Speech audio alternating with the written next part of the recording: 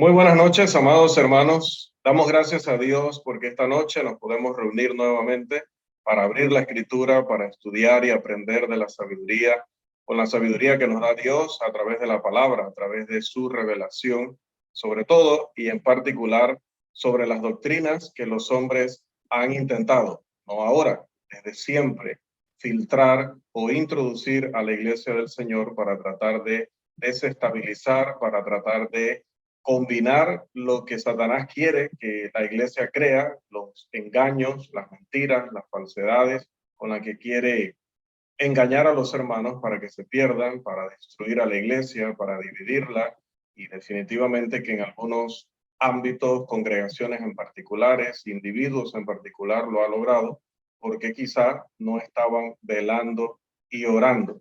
Y ya dijo Jesús que definitivamente la carne es débil. Y no solamente es débil ante la fatiga del sueño, ante el cansancio físico, sino que también de manera espiritual. Aparentemente algunos no están lo suficientemente alimentados para poder afrontar cuando vienen las tentaciones a creer en doctrinas que no son de Dios, cuando vienen propuestas, ideas, estrategias, modelos, métodos, supuestos para mejorar la adoración, para mejorar la obra de la iglesia, para mejorar nuestra predicación y que en realidad no es para mejorar, es para dañarla, es para destruirla y asimismo destruir también nuestras almas. Pero por eso estamos estudiando este importante curso, porque a pesar de que consideramos que somos hermanos fieles, estamos haciendo todo el esfuerzo, que estamos poniendo toda nuestra devoción, nuestra entrega, nuestra reverencia a la palabra de Dios. Sabemos que también así los ancianos de Éfeso seguro pensaban lo mismo de sí mismos, pero ya sabemos que el apóstol les dijo que de entre ellos mismos se levantarían hombres que luego iban a desviarse de la verdad. Entonces siempre es posible que entre nosotros pueda haber quienes en un futuro se desvíen. Ojalá que no, ojalá que el Señor nos guarde a todos como lo ha hecho hasta ahora, para que siempre tengamos una máxima reverencia por la palabra de Dios, máxima lealtad y fidelidad a los principios de Dios, y que más bien este curso sea para siempre motivarnos, para siempre impulsarnos a mantenernos en las sendas antiguas y también compartirlo con la iglesia para que la iglesia no caiga en esto. Porque definitivamente dice el apóstol Pablo que los primeros que van a caer en este tipo de errores dañinos y perjudiciales que condenan el alma son los ingenuos, aquellos que no verifican, aquellos que creen todo lo que otra persona les dice, que no cuestionan, que no investigan, que no pueden corroborar, no quieren corroborar, no quieren investigar porque es mejor que nos den todo hecho y recibirlo y aceptarlo y ya. Nosotros nunca podemos tener esa actitud o mentalidad. Siempre debemos ser personas con una mentalidad crítica.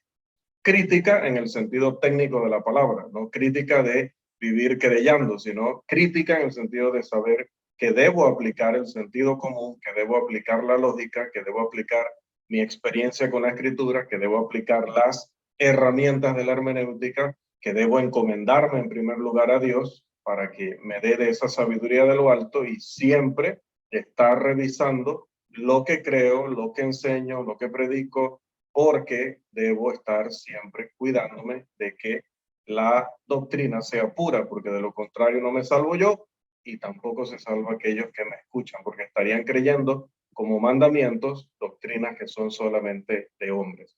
En esta noche, sin más introducción, entramos a la lección número 11. Es tiempo de actualizar, entre comillas, nuestra adoración. Es tiempo de actualizar esto que probablemente para algunos ya se ha quedado obsoleto, que necesita algún tipo de renovación, que necesita algún tipo de modificación. Siempre ha sido la práctica de nuestra sociedad, especialmente en nuestros lugares de trabajo y de estudio, actualizar métodos y equipos para supuestamente lograr cosas nuevas, diferentes, mejores, más grandes. En nuestro día y época no es diferente. Uno compra una computadora y lo primero que nota es que hay que quitarle los programas que vienen de prueba, algunos ya vienen incluso vencidos, así que necesitamos actualizarla y configurarla según los nuevos estándares y según nuestras necesidades y nuestros gustos, porque no solamente la configuramos para que funcione, también la configuramos para que nos agrade. Este tipo de pensamiento, de idea, lamentablemente, lo han trasladado al área de la religión y específicamente, principalmente, recientemente en la adoración. En esta lección se va a considerar la pregunta que lleva por título nuestra lección. ¿Es tiempo de actualizar nuestra adoración? Y si bien nuestro tema siempre es necesario, importante, relevante para todos los miembros de la iglesia, en especial va a tener un énfasis y va a estar dirigido con mucho amor y con mucha preocupación también hacia un sector de nuestras congregaciones que es el más vulnerable y es el que puede ser más sensible a estas innovaciones, a estos cambios, a estas alteraciones de la doctrina, como lo es el grupo de jóvenes o los jóvenes de nuestras congregaciones. Ya llegó por ahí nuestro hermano Alonso y nuestra hermana Sara. Hay gente adulta que está cayendo en el pensamiento de los liberales, tratando de cambiar o de alterar las sendas antiguas, como le llamaría el profeta. Y estas mismas personas que están cayendo en estas innovaciones, que están cayendo en estas trampas del pensamiento liberal, están tratando de guiar a las generaciones más jóvenes por ese mismo camino de error y de atrevimiento y osadía contra las leyes de Dios. Se va a dar consideración especial a la actitud de Dios, la cual nunca cambia respecto a la adoración, ni bajo el Antiguo Testamento, ni bajo el Nuevo Testamento. Prestaremos atención a los esfuerzos para influir en nuestros jóvenes de manera equivocada, en toda la iglesia, pero digo que en particular sobre nuestros jóvenes, aquellas iniciativas que están teniendo un impacto o pueden tener un impacto en este momento, pero que sobre todo van a tener impacto y consecuencias en el futuro. Esto nos lleva entonces al primer punto de nuestra lección, el cual es la adoración y su definición. La Biblia no enseña que la adoración sea un accidente o sea una acción continua que está sujeta a diferentes cambios y alteraciones, como si se tratara de un movimiento filosófico. Dice la escritura que más bien la adoración se refiere a actos, pero actos definidos. ¿Pero qué tipo de actos? Dice la definición, un acto de honor, reverencia u homenaje. La palabra principal para expresar este concepto en el Antiguo Testamento es la palabra shahá. Esa palabra significa reducir, inclinarse, postrarse, tal cual se usa en Éxodo 4:31, uno de los muchísimos ejemplos que podríamos encontrar. En ese pasaje dice, se inclinaron y adoraron. Utiliza shahá.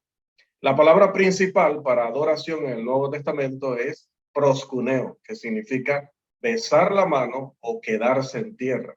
Y por lo tanto comunica la idea oriental de postrarse en tierra y besar la mano de alguien a quien consideramos superior, santo o sagrado. Estas dos palabras juntas representan una hermosa imagen.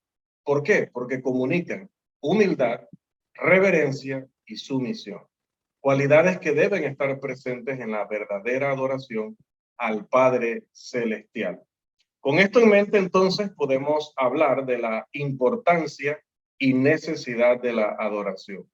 Una de las primeras cosas mencionadas en la Biblia es la adoración precisamente, y el primer caso es el de Caín y Abel en Génesis capítulo 4, que lo recuerda también el escritor de Hebreos en Hebreos 11:4, y el apóstol Pablo habla de que lo que se dice, lo que dice, bueno, no dice lo que dice Hebreos, obviamente lo que enseña Pablo en Romanos 10:17 explica lo que dice el autor de Hebreos en Hebreos 11:4 acerca de lo que sucedió en Génesis 4. Es decir, dice Hebreos 11:4 que por la fe Abel ofreció un sacrificio mejor que el de Caín. Cuando vamos a Génesis 4 vemos que Abel ofreció de los animales aquello de su rebaño, lo mejor de sus rebaños, y que Caín ofreció del producto de la tierra. Cuando vamos a Romanos 10:17 nos dice que la fe es actuar en conformidad con lo que oímos y aprendemos de la palabra de Dios. Entonces, al sumar la palabra, como dice el salmista, o el escritor bíblico, ¿qué tenemos? Si Abel ofreció de lo mejor de sus rebaños, y dice el autor de Hebreos que lo que ofreció lo ofreció por fe, y Romanos 10:17 dice que la fe viene de oír la palabra, quiere decir que Dios había dado una instrucción respecto a qué se debía ofrecer en estos, o qué se debía dar en estas ofrendas. Abel escuchó la instrucción y la obedeció. Caín escuchó la instrucción y la desobedeció.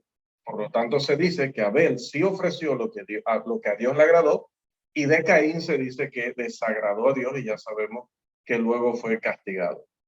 También vemos en la escritura que lo primero que Noé hizo cuando salió del arca, ya después de que pasó el diluvio, fue edificar un altar al Señor y adorar. Leemos de esto en Génesis capítulo 8, versículo 20. El salmista también declaró en el Salmo 29, verso 2, adorad a Jehová en la hermosura de la santidad. Y nuestro Señor ordenó en Mateo 4:10, al Señor tu Dios adorarás y a Él solo servirás. Y él también declaró a aquella mujer con la que conversaba junto al pozo de Jacob en Juan 4:24, Dios es espíritu, y los que le adoran en espíritu y en verdad es necesario que adoren. Por lo tanto, amados, es claro que para Dios adorar no es algo que él tome a la ligera, y que él exige que la humanidad le rinda honor en las condiciones que él ha establecido. Es decir, de la manera que él ha revelado o lo ha comunicado en su palabra.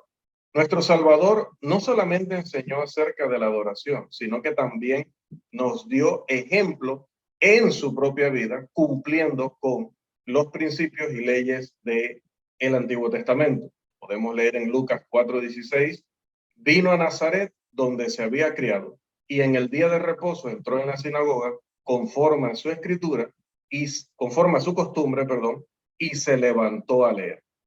En este pasaje notamos varias cosas interesantes.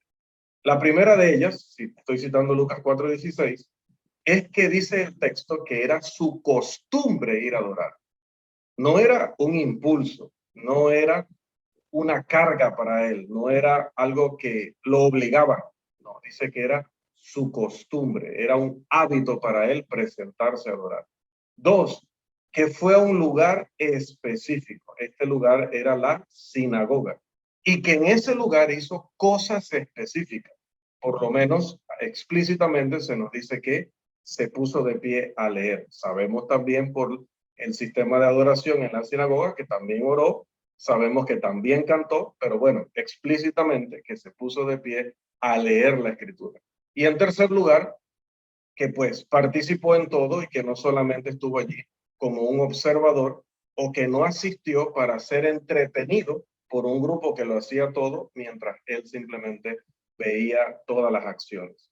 Así que esto es importante para que todavía sigamos entendiendo más lo que está implicado, lo que está involucrado en la adoración. Bien, vamos entonces a considerar la actitud de Dios hacia las innovaciones en este aspecto que ya hemos establecido, que es sumamente vital para ser fiel a Dios, para decir que somos personas que respetamos la palabra, para decir que somos hoy, en el siglo XXI, la iglesia de Cristo. Esa misma iglesia de la que la Escritura habla allá por el siglo I, para nosotros poder identificarnos con ella, decir que somos ella, tendríamos que entender cuál es la actitud de Dios cuando el hombre dice, ya esto me cansa, ya esto me aburre, ya esto no me gusta, ya hay que cambiarlo, hay que modernizarlo. Una innovación se define simplemente como un cambio, una mutación, una modificación o una alteración. Es verdad que en Hebreos dice que Jesús es el mismo ayer, hoy y siempre. A eso tenemos que decir amén. También es cierto que de Jehová se dice en Malaquías 3:6, o expresa él mismo, porque yo Jehová no cambio. Pero así como es verdad que Jesucristo es el mismo ayer, hoy y por los siglos, y así como es cierto que Jehová no cambia, pues su ley sí cambia. Y eso no implica ninguna contradicción. Dice Hebreos 7:12, porque cambiado el sacerdocio, necesario es que haya también cambio de ley. Nuestro Padre Celestial sabe que Jesucristo cumplió la ley tal cual lo prometió él y tal cual se lo propuso y se expresa en Mateo capítulo 5, 17. Así que el Señor quitó la ley, quitó el antiguo pacto, lo clavó a la cruz de Cristo, como registra el apóstol Pablo en Colosenses capítulo 2, versículo 14. Es más, en la Biblia, en el Nuevo Testamento, se hace referencia a la ley de Moisés como el primer testamento o el testamento antiguo. Y se hace referencia a la doctrina de Cristo, aquella que enseñaron los apóstoles, por inspiración del Espíritu Santo, como el nuevo pacto o el Nuevo Testamento. Leemos de esto en Hebreos 8:13 y Hebreos 9:12 al 22. Los israelitas sí estaban bajo esa ley de Moisés, y por eso en el libro de Deuteronomio, capítulo 5, los versículos 2 y 3, la palabra dice, vamos a dar participación aquí para que me ayuden allí con la lectura, para que no todo lo diga yo, me canso menos y ustedes también están participando. Por favor. Deuteronomio 5, 2 al 3 lo tenemos en pantalla.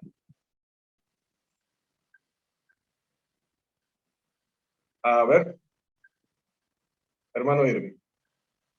Jehová nuestro Dios hizo pacto con nosotros en Horeb, no con nuestros padres hizo Jehová este pacto, sino con nosotros, todos los que estamos aquí hoy vivos. Mientras estaban sujetos a esa regla de acción, a esa ley, ellos no podían alterarla o cambiarla de ninguna manera. Hay un principio que se establece a lo largo de la palabra de Dios.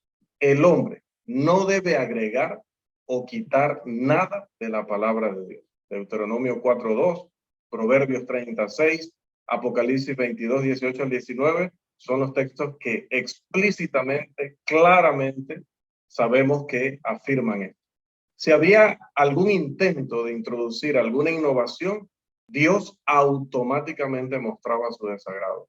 Por ejemplo, cuando el reino de Israel se dividió y Jeroboam llegó a ser rey de Israel, de esto habla Primero de Reyes 12:20, él cambió el lugar de adoración, dice la Escritura.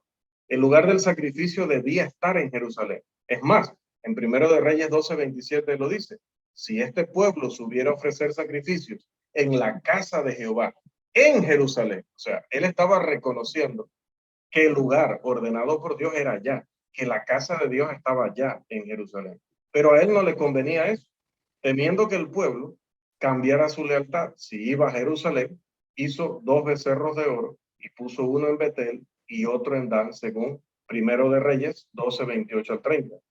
Y esta innovación fue llamada en la Escritura pecado. ¿Y el pecado qué es? Transgresión de la ley, tal como dice Primera de Juan 3:4. Jeroboam siguió su propio camino y la pecaminosidad de aquellos que también se involucraron en su propio camino. No respetó los principios, no respetó los preceptos y mandamientos de Dios. Además de Jeroboam, que no fue el único, tenemos también el caso de Nadab y Abiú, que señalan la actitud de nuestro Señor con respecto a las personas que quieren cambiar o que quieren variar sus instrucciones, especialmente en el tema que nos ocupa, que es el de la adoración. El relato de Nadab y Abiú se encuentra en Levítico capítulo 10, pero dice la Escritura en Levítico capítulo 16, versículo 12, allí hay una explicación aún más profunda de lo que pasó en Levítico 10, porque dice que ellos debían tomar un incensario lleno de brasas cuando se iban a presentar ante Jehová, debían tomarlo del altar que estaba delante de Jehová. Pero ¿qué nos dice Levítico 10? Que ellos tomaron fuego extraño, un fuego que Dios no les había ordenado. Dios mostró su desagrado con esta acción al destruirlos con fuego, según Levítico 10, versículo 2, como bien sabemos. Y en ese momento, a ellos les pudo parecer una cosa insignificante. Fuego es fuego. Simplemente, pues, no sé, estaba apagado el del altar o el del altar, pues, nos pareció tan válido como un fuego que nosotros hicimos en otro lugar o que otros hicieron y nosotros tomamos la brasa de allí, porque fuego es fuego. Bueno, para Dios, fuego no era fuego. El fuego que él necesitaba para presentarse en su templo debía ser el que se tomaba, como dice Levíticos 16:12, del altar que estaba frente a Jehová. Hacer eso era temible, lo que ellos hicieron. Y yo estoy seguro, yo creo que usted también lo puede estar, que Nadab y Abiú hoy ya no consideran esa acción una acción inocente. Y aunque Dios ya no castiga a las personas de la manera que los castigó a ellos, eso no significa que no se encienda hoy día la ira de Dios en contra de los que actúan de la misma forma, que a él no le duela ver cómo hay predicadores, maestros, profesores de universidad, como lo hemos mencionado siempre, supuestos eruditos, doctores en Biblia, que están intentando introducir innovaciones o ignorar las instrucciones de Dios en la adoración. Hacer cosas que no están autorizadas por su voluntad, sino que están simplemente en el corazón de los hombres. Hay quienes creen que un cambio aquí y un cambio allá, maquillando aquí y maquillando allá, hacer eso pues no es muy grave y que no es un motivo de preocupación. Necesitan prestar atención al ejemplo de reacción que tuvo Dios ante lo que hicieron estos dos jóvenes sacerdotes. Aunque la ley cambia, el deseo de nuestro Padre Celestial es que Él sea adorado en verdad o de acuerdo con la verdad. Y esa verdad, hermanos, no ha cambiado. Además, tenemos otro ejemplo, aparte del de Jeroboam, aparte del de Nadab y Abiú, como es el caso de Uza. Podemos leer de Uza en 2 de Samuel, capítulo 6. Usted y yo sabemos que nos referimos al caso cuando este hombre tocó el arca del pacto. Dios había dado el encargo de cuidar los utensilios del santuario a los hijos de Coat. Podemos leer de ello en Números 3, 27 al 32. Y la instrucción era, no tocarán cosa santa, no sea que mueran. Leemos de ello en Números 4:15. Entonces, leyendo el resto de la historia o todo el contexto, nos damos cuenta o nos enteramos de que el arca había sido tomada por los filisteos y que después de un tiempo fue localizada y recuperada. Y David fue con el pueblo a la casa de Abinadab para recuperarla. El registro dice, en 2 de Samuel 6:3, pusieron el arca de Dios sobre un carro nuevo, ahí resumiendo, dice, y Uza y Ahío, hijos de Abinadab, guiaban el carro nuevo. Dice también la escritura que cuando llegaron a la era de Jacob, Uza extendió su mano hacia el arca de Dios y la sostuvo con su mano porque los bueyes tropezaban y remecieron el carro. Leemos eso en 2 de Samuel 6:6. Esto, dice la escritura, que enfureció al Señor, quien hirió a Uza, dice el versículo 7, por aquella temeridad y murió al instante. Es interesante, hermanos, este término temeridad que utiliza la versión Reina Valera de 1960, porque temeridad es un acto valiente, impulsivo, pero que no lo has meditado bien. En el momento te llenas de valor y lo haces, pero no estás meditando las consecuencias, no estás meditando lo que estás haciendo. Es una osadía y es un atrevimiento. Y dice que el Señor lo castigó con la muerte instantánea por aquella temeridad. Y es que había al menos 3 violaciones o 3 alteraciones de la palabra de Dios en las acciones de Uza. Primero, solo los hijos de Coat debían mover el arca. 2, dice también la ley que debía ser transportada sobre los hombros de estas personas mediante varas que iban atravesando los anillos que estaban a los lados del arca del pacto. Estamos hablando del arca del pacto, no la de Noé, ¿verdad? Cuidado. Y 3, que no debía ser tocada. Y todo esto podía parecer insignificante para los hijos de Israel, podía parecer insignificante para las naciones que veían todo este protocolo, y parece que algunos también hoy día lo consideran insignificante, pero según la Biblia, no fue insignificante para Dios.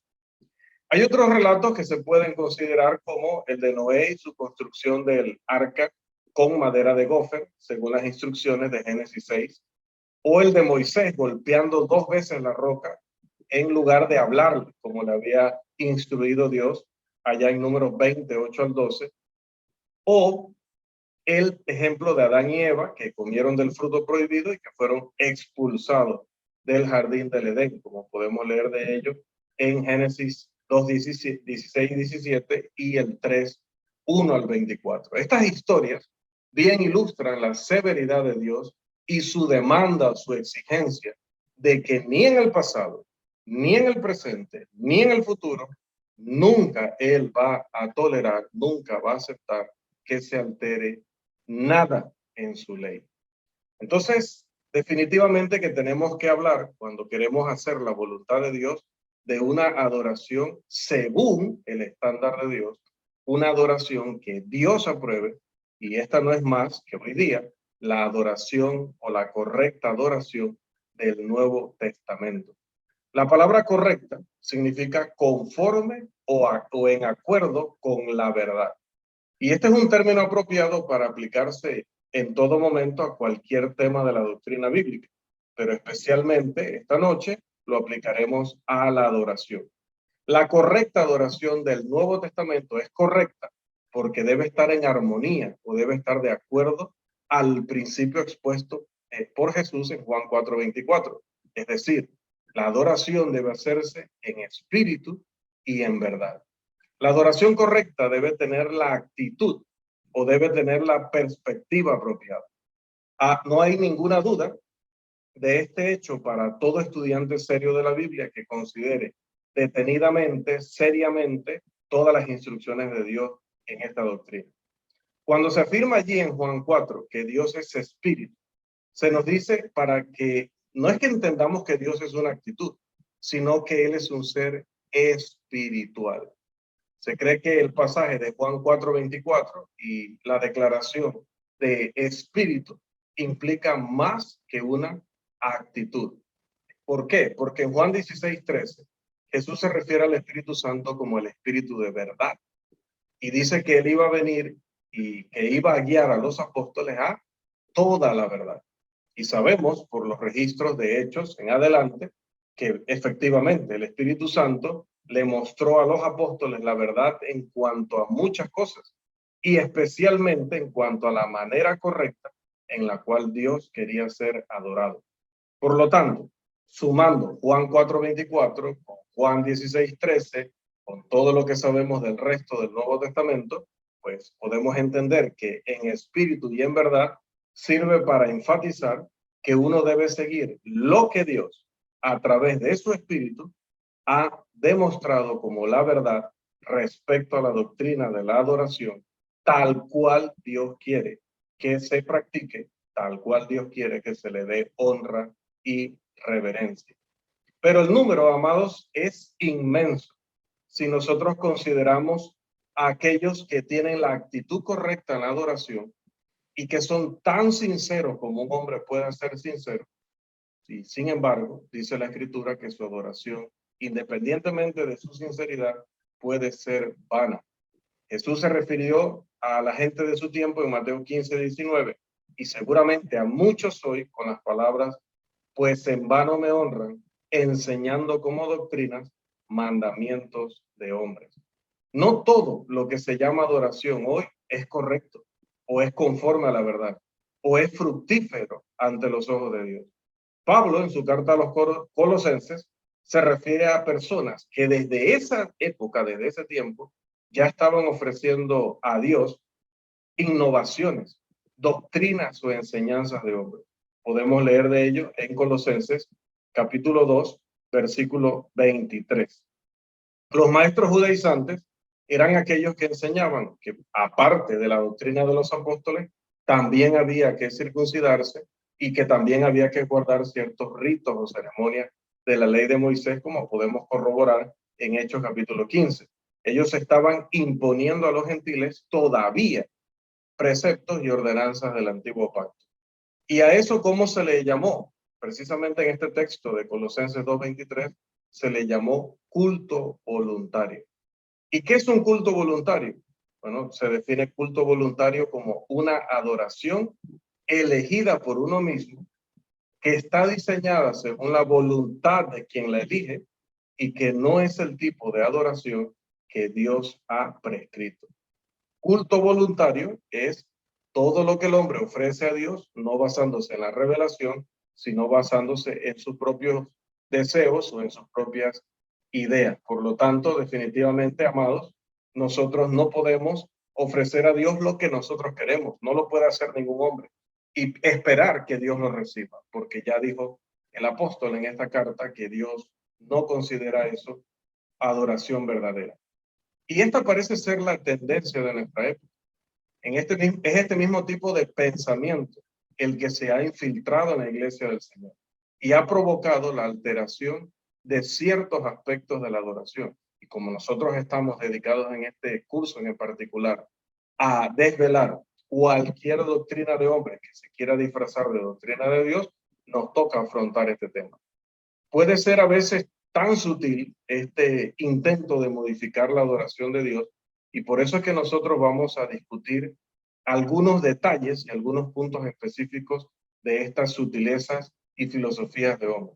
Y sobre todo, porque como mencioné, quizá, y solo quiero decir quizá, a los que ya tenemos experiencia, a los que ya tenemos una trayectoria en el cristianismo, difícilmente hoy van a cambiarnos, difícilmente hoy nos van a decir, y nosotros vamos a aceptar, que hay que utilizar instrumentos de música en lugar de cantar vocalmente y sin el acompañamiento de estos dispositivos, o difícilmente hoy alguien nos va a convencer de tomar la cena del Señor en un día diferente al primer día de la semana, o difícilmente alguien vendrá a convencernos de que hay que aportar el diezmo.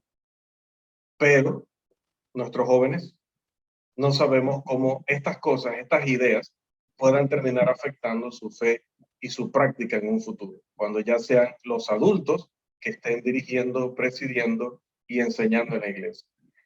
Es obvio que si en la escritura se habla de verdaderos adoradores, por lo tanto, de una verdadera adoración, entonces de igual manera debe existir algo como la adoración falsa. Y el Padre Celestial solamente va a aceptar, dice Juan 4, la adoración verdadera. Así que esto nos lleva a hablar de los aspectos de esa adoración, los aspectos de la adoración verdadera. Bien se ha dicho, y ya lo mencionábamos en una lección anterior, que nosotros estamos solo a una generación de caer en la apostasía. No estamos lejos. Una generación. Si nosotros nos descuidamos hoy, exactamente en la próxima generación, la iglesia caería en una gran apostasía. Y aunque las sagradas verdades con respecto al plan de salvación y la adoración pueden parecer para algunos hoy como cosas anticuadas, eso no cambia el hecho de que siguen siendo las verdades de Dios. Las verdades que reveló el Espíritu Santo a través de los apóstoles, las verdades que enseñó el Maestro por excelencia, nuestro Señor Jesús, y las verdades que identifican a la iglesia verdadera. Para los judíos del tiempo de Malaquías, la adoración al Señor ya se había convertido en un fastidio, como vieron en la presentación anterior. En Malaquías 1:13 así lo dice, un fastidio. De la misma manera, hay en la actualidad quienes se cansan de seguir el modelo del Nuevo Testamento. Pero ¿qué dice la Escritura, amados hermanos? Dice la Escritura que había un modelo en el Antiguo Testamento, en el Antiguo Pacto, y que había un modelo para todo, y específicamente para la adoración, también en el Nuevo Testamento. Hebreos 8:5 y Éxodo 25:40 nos confirman esto. Entonces, si a Moisés se le dijo que tuviera sumo, pero sumo cuidado de seguir las instrucciones de ese modelo allá en Éxodo, y el autor de Hebreos nos dice, nos confirma que de hecho era así, que Dios quería que nosotros siguiéramos una norma, una regla, un modelo, no tenemos derecho a cambiarlo. No tenemos derecho ni a tomarlo como una alternativa, ni a inventar y luego se inventó ponerlo como una alternativa y muchísimo menos ponerlo como una ley. En la adoración verdadera, como vimos en el curso de adoración cristiana, hay cosas que son verdades absolutas, es decir, que las debe practicar toda persona en todo momento y en todo lugar desde que entró en vigencia el nuevo pacto, y hay algunas conveniencias o cosas incidentales, es decir, cosas que pueden estar y pueden no estar de acuerdo a las circunstancias. ¿A qué nos referimos de esto? Bueno, nos referimos a que, o con esto, nos referimos a que el hombre debe saber distinguir entre las cosas que son mandamientos y las cosas que son formas o maneras o métodos de cumplir esos mandamientos, e incluso cosas que simplemente en un momento dado estuvieron allí de manera incidental, pero que no tenían ni siquiera que ver con una conveniencia, simplemente estaban allí. Por ejemplo, si nosotros hablamos de la cena del Señor, sabemos que según la Escritura, la cena del Señor era algo absolutamente obligatorio, ¿no? Es un mandamiento, porque el Señor dijo en 1 Corintios 11:24, lo recuerda el apóstol Pablo, haced esto en memoria de mí. También sabemos por el Nuevo Testamento que debe participarse de ella cada primer día de la semana, porque así lo hacía la iglesia del primer siglo, que dice el mismo Lucas que perseveraba en la doctrina de los apóstoles.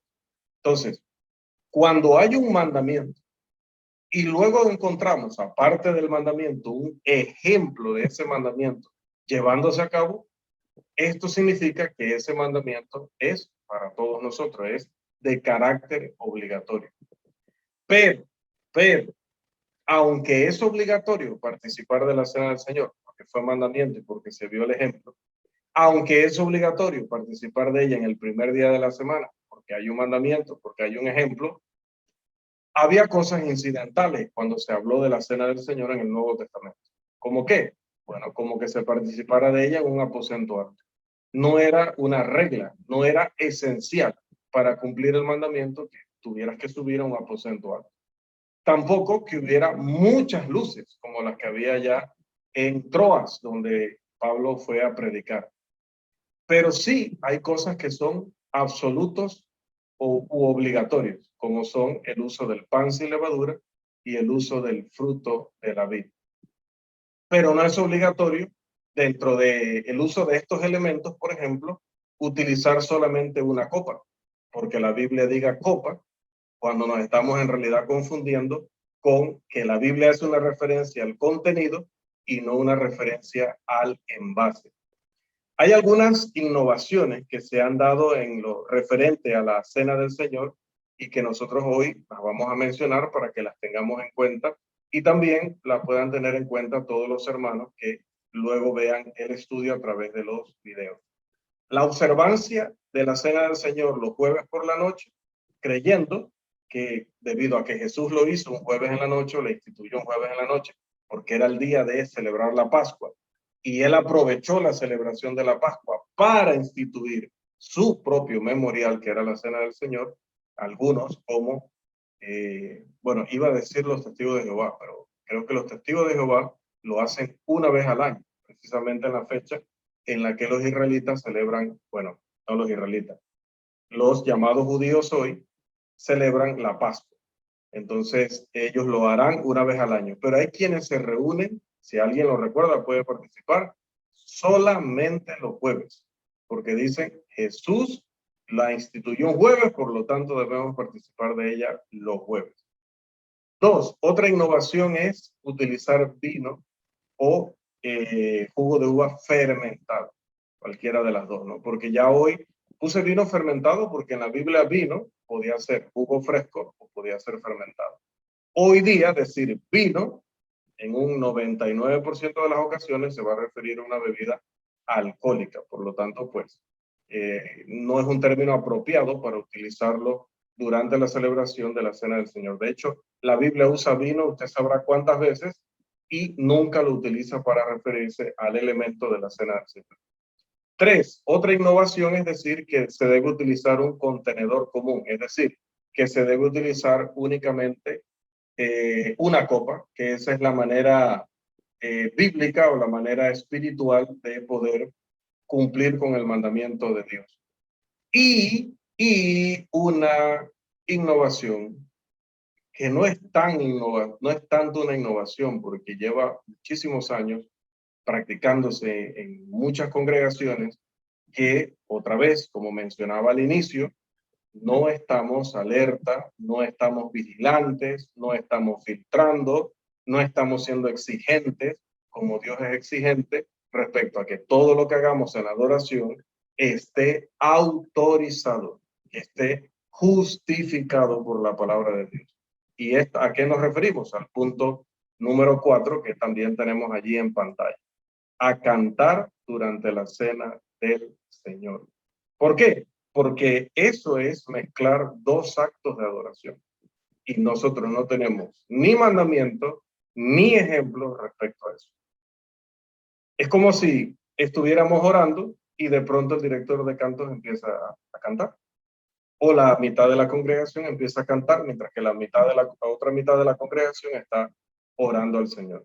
O mientras que yo esté predicando, pues está otro también cantando. De hecho eso es para que lo tomemos en cuenta mucho cuando, por ejemplo, hacemos campañas, sobre todo en el caso de las campañas, que tenemos a la iglesia allí en asamblea, y a veces he visto que predicadores muy amados, muy respetados, de mucha trayectoria, y también los que no, que siguen el ejemplo de los primeros, están predicando y de pronto le piden al director que pase adelante y dirija un canto.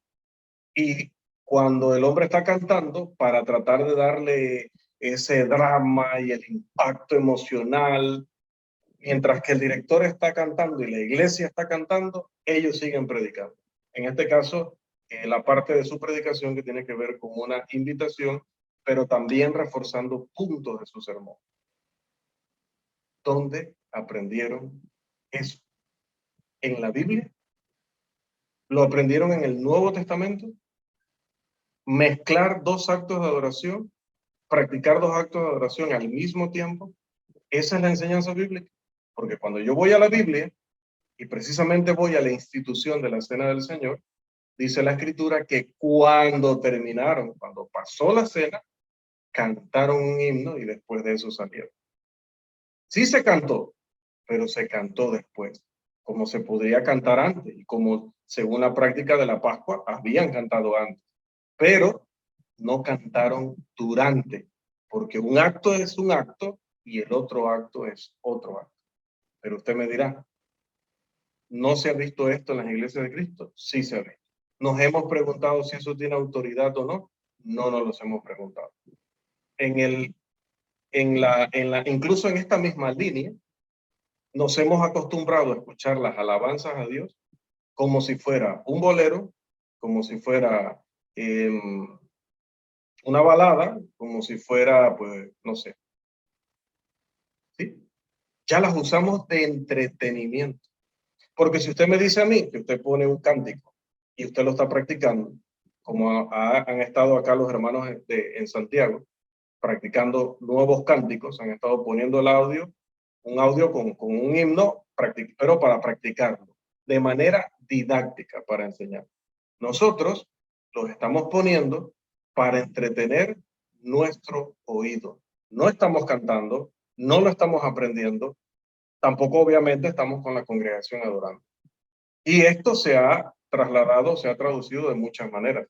Nos hemos acostumbrado incluso, digo, en algunos lugares, no me voy a incluir, en algunos lugares se ha acostumbrado incluso a crear un grupo que cante de manera profesional o casi profesional y colocar ese grupo frente a la iglesia a hacer una presentación. Eso, ¿dónde lo aprendieron? Lo aprendieron en el Nuevo Testamento. Hay autoridad en el Nuevo Testamento para que un grupo cante en frente de otro grupo mientras el otro grupo solo escucha.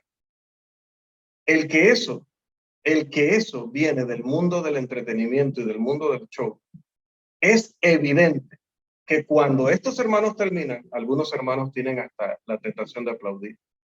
Porque sí, porque es que es tan bonito, porque es que está tan bien ejecutado, que dan ganas carnalmente de aplaudir. Porque fue como un concierto, fue un show. ¿Y quién los ha autorizado a hacer show? Si la escritura lo que dice es que la acción de cantar, dice el griego, tiene que ser recíproca y congregacional.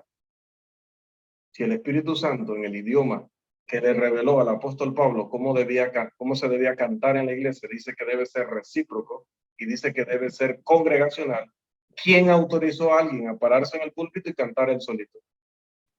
¿Quién autorizó a alguien a poner un grupo frente a la congregación y que cante mientras la congregación los escucha? ¿O quién lo autorizó a usted a poner una alabanza como si fuera cualquier música de fondo mientras que usted está haciendo otras cosas? ¿Quién le ha dicho a usted que las alabanzas tienen ese uso? ¿Dónde lo aprendió? ¿En el Nuevo Testamento? ¿En la iglesia del Nuevo Testamento? Seguramente que no lo aprendió allí. Entonces creo que tenemos que meditar, tenemos que reflexionar, tenemos que analizar que hemos terminado haciendo algunas cosas solo porque estamos repitiendo patrones y no precisamente son los patrones del Nuevo Testamento. Podríamos presentar muchos más ejemplos, pero yo creo que estos hablan elocuentemente de que hemos permitido que se cambie, se altere, se innove dentro de la adoración. Otro elemento de la adoración es la oración, como bien lo sabemos. La iglesia primitiva perseveraba en la oración, como leemos en Hechos 2:42, y que también, no solamente en la asamblea, durante los servicios de la iglesia en adoración, sino que en otras circunstancias, como las mencionadas en Hechos 12, también se dedicaban fuerte, intensamente a la oración. Los adoradores no están autorizados, no estaban, ni están autorizados a tararear o a cantar mientras que se está haciendo la oración, ya que el tarareo, en primer lugar, no está autorizado cantar. Y en segundo lugar, porque cantar es otro acto de adoración distinto a la oración. Por lo tanto, no se practican los dos al mismo tiempo. La postura física, que algunos han convertido en una forma de decir si alguien es espiritual o no es espiritual, incluso, y lo decíamos en el curso de adoración cristiana, cuando esta escuela inició, hemos llegado a utilizar frases como pongámonos de pie para mayor reverencia.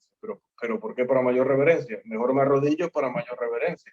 O mejor me postro totalmente sobre el suelo con el rostro pegado al piso, porque eso sería mayor reverencia.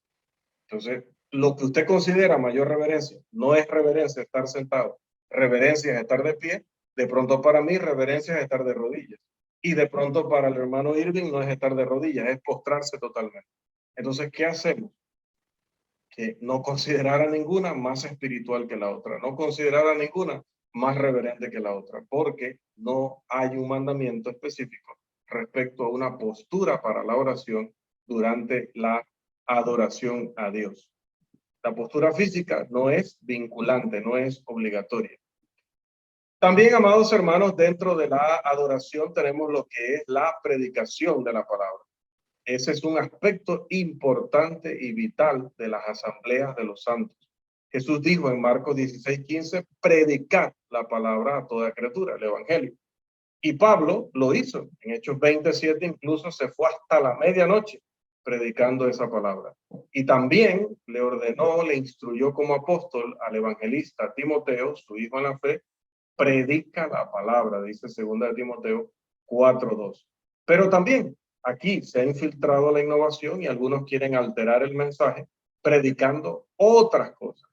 Y además de la palabra, quieren eliminar también hasta las citas bíblicas. O sea, ya no es solamente no profundizar en los temas bíblicos y en la doctrina bíblica, sino que en algunos lugares ya incluso se evita citar la escritura porque les da vergüenza, porque son personas que piensan que la ciencia tiene más valor que la Biblia. La ciencia, entre comillas, porque ya hemos visto que muchas veces se habla de ciencia y no es ciencia, es filosofía disfrazada de ciencia. Y piensan que eso, mencionar la escritura es como hablar de algo anticuado, de algo obsoleto, y ya quieren eliminarla.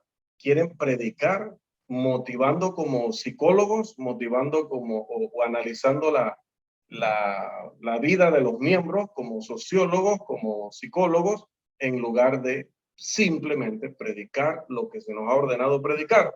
Se nos ha ordenado predicar el evangelio.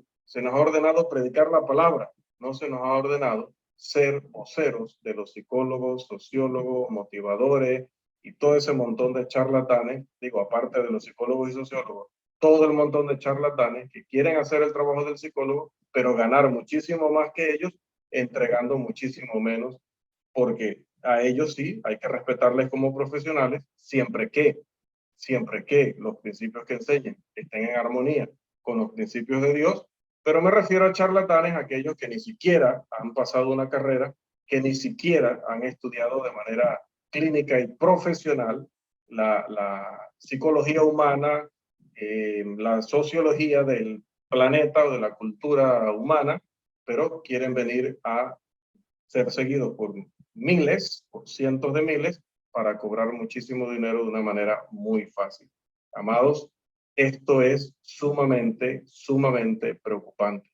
Que nuestros sermones se conviertan en unas exposiciones de autoayuda y automotivación, que se conviertan en un análisis de las guerras y de los acontecimientos modernos, y dejemos de lado lo que se nos ha mandado a hacer, que es predicar la palabra. Además de esto, el último elemento de la adoración es la alabanza. Y aquí me voy a detener un poquito porque aquí también cierra nuestra lección. La adoración del Nuevo Testamento no autoriza el uso de instrumentos mecánicos de música. El mandamiento claramente es cantar. Vemos el ejemplo en Mateo 26:30, en Hechos 16:25. Vemos la instrucción en Romanos 15:9, en Primera de Corintios 14:15, en Efesios 5:19, en Colosenses 3:16, en Hebreos 2:12 y en Hebreos 13:15. Todos o dan el ejemplo, o dan la instrucción, o dan el principio de que la alabanza es cantar, no tocar instrumentos. Eso especifica el tipo de música que se debe utilizar en la adoración a Dios. Música, como le conocemos, a capela. Música donde yo utilizo mi corazón, donde utilizo las cuerdas vocales, donde utilizo mis labios y donde utilizo mi mente. Y no es porque a los miembros de la Iglesia de Cristo no les gustan los instrumentos de música en general. A muchos les gustan los instrumentos fuera de la adoración y en temas de entretenimiento personal. Tampoco es porque nuestras congregaciones no tengan la economía para comprar dichos instrumentos. No, no es por eso. Se trata simplemente de seguir el modelo del Nuevo Testamento. Y es porque tenemos un deseo de, como dice 1 Pedro 2:5, ofrecer sacrificios espirituales, en primer lugar. 2, aceptables para Dios. 3, mediante Jesucristo. Por eso es que no utilizamos instrumentos de música. Pero ¿qué pasa? Decía que la lección iba a tener un énfasis especial en los jóvenes. Y esto me lleva al último punto, las alabanzas y los jóvenes. Satanás, como bien sabemos, tiene sus artimañas, se la pasa trabajando en sus maquinaciones, dice 2 Corintios 2:11 y Efesios 6:11. Y él va a utilizar, amados, todas las vías para realizar alteraciones y cambios en los servicios de adoración. Algunos de los temas pueden ser sutiles y puede que pase un tiempo hasta que verdaderamente salgan a la superficie, como quizás hemos mencionado algunos hoy. En años recientes, el diablo se ha concentrado fuertemente en traer innovaciones a través de la avenida de la música y con los esfuerzos de los liberales ayudándole, que nos quieren convertir en otra iglesia cristiana. Y no digo iglesia cristiana en el sentido de esos términos según la Biblia, sino iglesia cristiana en el sentido del nombre denominacional que tiene cierta ex iglesia de Cristo, que es de la que ya hemos hablado también en estos cursos, ¿no? Ahora, el enemigo ha puesto su mira en una parte muy sensible, decía, una parte muy vulnerable en nuestras congregaciones, como son nuestros jóvenes, sabiendo que a los jóvenes les fascina cantar. Como la ciencia lo ha demostrado, los jóvenes pueden ser influenciados a través de la música cuando falla todo lo demás. El engaño que Satanás utiliza es el de poner a la falsa doctrina el nombre de estrategia bíblica, método bíblico, sabiendo que la mayoría de la gente ya ha madurado y que ya no son masivamente gobernados, ya no son ingenuos que creen en credos, manuales y libros de disciplina. Él ha puesto a disposición de los estudiantes de la Biblia otra arma letal para condenar sus almas. Y esta arma letal no es más que las traducciones, las nuevas traducciones que contienen falsa doctrina. Traducciones que la gente comprará porque tienen un lenguaje sencillo, moderno, etcétera, y creerán lo que estas perversiones, porque no son versiones de la Biblia, son perversiones de la Biblia, dicen, porque para ellos será lo que dice la Biblia. Bueno, sabiendo que sería demasiado osado que hasta él esperara convencer a los jóvenes para que en sus actividades utilicen instrumentos de música, ¿qué hace el diablo? Va a través de sus traducciones o perversiones de la Biblia, va a tratar de enseñarles que sus voces las pueden usar para imitar instrumentos de música, por ejemplo. No estás tocando un instrumento, estás utilizando tus labios, estás utilizando tus cuerdas vocales, estás utilizando tu cerebro, porque obvio, tienes que estar muy concentrado para ejecutar eso a la perfección. Entonces dice, no estás violando ningún mandamiento. Y claro, esto en la superficie puede parecer inocente, pero representa básicamente el mismo error que utilizar el instrumento físico. ¿Qué es? Violar el mandamiento que dice cantar. Si yo hago bum, bum, bum, bum, bum, bum, bum, bum, bum, bum, bum, bum, mientras que otro está cantando, yo que hago bum, bum, bum, bum, bum, bum, bum, yo no estoy cantando. Y si está otro, eso es cantar, no es cantar. Entonces no está autorizado. Y por ahí, que cada quien tendrá que hacer las correcciones en su lugar, en sus congregaciones, por ahí hay los que, para hacer más llamativo, más dramático, más poderoso un canto, pues le instruyen a algunos a hacer los famosos que no están diciendo absolutamente nada, pero que a través de eso, claro, de manera acústica suena muy bonito, pero que tampoco está autorizado porque el que está haciendo el no está cantando. ¿Cuándo vamos a entender la instrucción tan sencilla, tan específica y contundente de que lo autorizado es cantar? Como Dios dijo del arca del pacto, no la toquen, y la tocaron. No la carguen en otra cosa que no sea en los hombros de los que yo digo que son los elegidos para eso, y con la forma que yo di específica para transportarla. No utilices otra madera, sino la madera de gofer que yo te instruía a usar. No utilices brasas de otro lugar que no sea del altar que está delante de Jehová. Cantar, no haga otra cosa en alabanza a Dios que no sea cantar. Es que, amados, si Satanás puede hacer que nuestros jóvenes acepten esto, entonces estará a un paso de conseguir más adelante que también el instrumento entre a los servicios de adoración. Otra avenida mediante la cual Satanás va a engañar a nuestros jóvenes es la letra de los cantos. Uno se queda consternado cuando de manera responsable, deliberada, detenida, se pone a verificar las letras de muchos cánticos que se están aprendiendo hoy, que estos jóvenes están practicando, que están compartiendo a través de las redes sociales. No solo algunos están haciendo el uso antibíblico de su voz, de imitando instrumentos, ¿no? Sino que hay en muchos de los cantos que donde no se practica esto de hacer sonidos, letras que son antibíblicas.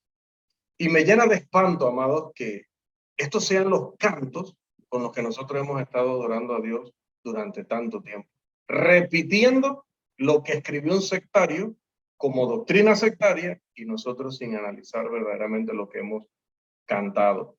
Y nuestros jóvenes, mucho menos. Así que si a nosotros no nos desvió de la doctrina, probablemente a ellos, con ellos sí suceda. Esta es una innovación que va a tener efectos de largo alcance. Los himnos son un valioso agente de enseñanza, dice Colosenses 3:16.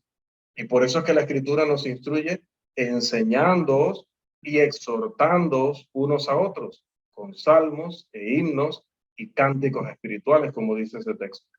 Si bien las actividades de estos grupos puede que hasta el momento, no estén todavía en los servicios de nuestros jóvenes, el punto es que en algún momento, si los descuidamos, si no les enseñamos estas cosas, si no recalcamos estas cosas con ellos y en la congregación, al final, este tipo de mensajes que se están metiendo en su subconsciente va a lograr ciertos efectos en su vida. Y esto solo puede tener, hermanos, un efecto debilitante en su fe, tanto en el presente como en el futuro. En conclusión, a menos que estemos alerta y orando, a menos que estemos sobrios ante muchos de los esfuerzos de modernización, actualización y alteración en los servicios de adoración, amados, el caballo de Troya entrará, porque nosotros que éramos los atalayas estaremos desprevenidos. Es cierto que hay que tener cuidado de no gritar ¡viene el lobo! Cuando no hay motivo de alarma, cuando en realidad no viene el lobo. Hay que estudiar para conocer lo que es esencial y lo que es incidental. Nuestros jóvenes son un tesoro especial y debemos estar siempre atentos para que sean guiados en el camino de toda la verdad y que el cielo pueda ser el futuro hogar de nuestros muchachos. Vamos a quedar allí, amados hermanos, o aquí termina más bien, no es que vamos a quedar aquí. Aquí termina la lección número 11, donde estábamos respondiendo la importante pregunta: ¿es tiempo de actualizar nuestra adoración?